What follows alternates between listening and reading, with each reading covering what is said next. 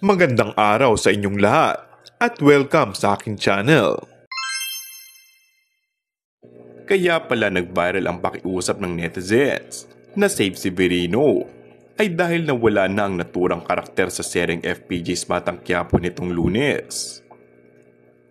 Si Severino ay ginampanan ni Dinto Arroyo bilang trusted staff at kanang kamay ni Christopher De Leon, as Ramon Montenegro at Alberto Frias.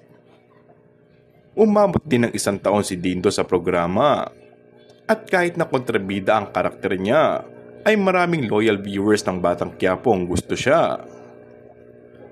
Kaya ngang hiling na huwag na muna siyang mawala, bagkus ay si David played by Makoy De Leon ang inihiling na sana'y mawala na dahil pinasasama niya ang karakter ni Coco Martin bilang si Tanggol na nagkukunwaring siya ito.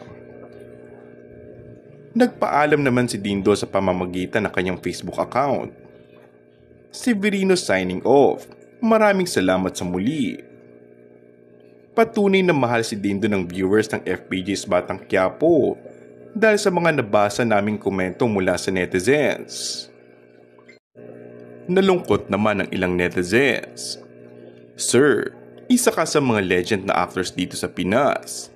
Mas na makita ka nga sa isang palabas. Alam agad na di basta-basta ang palabas na yun dahil andun ka. Sa 2 years ng Batang Quiapo, lalabas si Severino at magugulat sina David at Olga na buhay pala ito.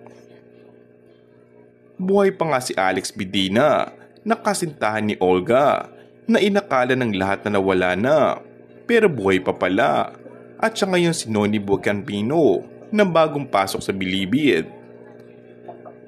Samantala, isa ito sa mga regalo ng Batang Quiapo family sa pangunguna ng primetime king na si Coco sa mga manonood na walang sawang sumusuporta at nagmamahal sa programa. And that's all for our today's video. Kung bago ka lang sa aking channel ay mag-subscribe at pindutin na rin ang notification bell. Maraming salamat!